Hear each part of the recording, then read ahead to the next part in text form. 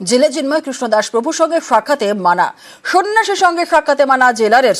চট্টগ্রাম কারাগারে নিষেধ জেলারের। আর নিন্দায় বাংলাদেশ সম্মিলিত সনাতন জাগরণ জোট।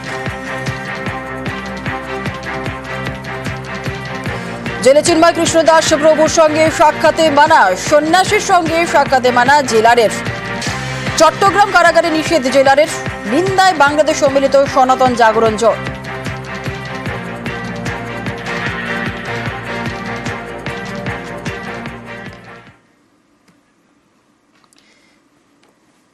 ভাঙবে তবু মজ খাবেন না। বাংলাদেশে থামছেই না হম্বিতম্বি। এবার সেনার অনুষ্ঠানে ফাঁকা আস্ফলন ইউনিসের মুখে। দেশের জন্য তৈরি থাকার বার্তা ফের যুদ্ধজিগের তদারকি সরকারের প্রধান উপদেষ্টার। প্রশিক্ষণই সর্বোত্তম কল্যাণ এই মন্ত্রে উদ্বুদ্ধ হয়ে আধুনিক ও যুগোপযোগী প্রশিক্ষণের মাধ্যমে আভিযানিক দক্ষতা অর্জন করে দেশের সার্বভৌমত্ব রক্ষায় বাংলাদেশ সেনাবাহিনীর সদস্যগণ সর্বদা প্রস্তুত থাকবে।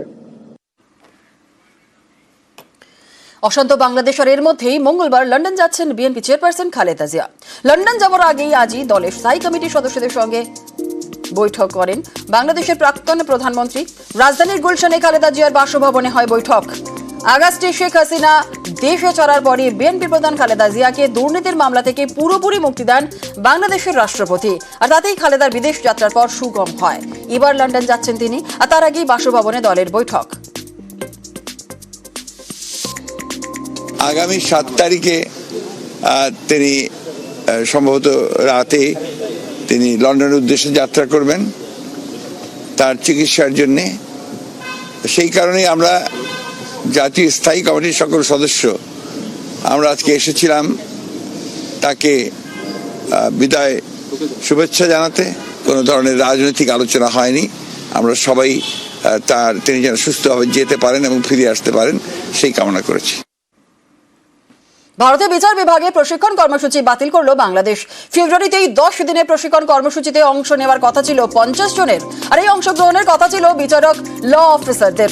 রবিবার বাংলাদেশ সরকারের আইন, বিচার এবং সংসদীয় মন্ত্রক এক নির্দেশিকা জারি করে। সেখানে এই কর্মসূচি বাতিলের ঘোষণা করা হয়। যদিও বাতিলের কারণ জানানো হয়নি, তবে বর্তমান পরিস্থিতিতে এই প্রশিক্ষণ তাদের পক্ষে ঝুঁকিপূর্ণ এমনটাই মনে করছে বাংলাদেশের আইন ও বিচার মন্ত্রক।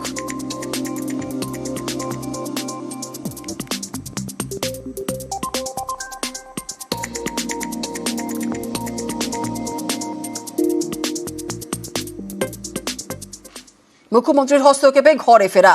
বাংলাদেশ থেকে ঘরে ফেরা 95 মৎস্যজীবীর 6 ট্রলার সহ 95 জন মৎস্যজীবীদের ফেরত। বাংলাদেশের জলসীমা লঙ্ঘনে গ্রেফতার করা হয় তাদের। ভারতীয় মৎস্যজীবীদের মুক্তিতে তৎপর হন মুখ্যমন্ত্রী।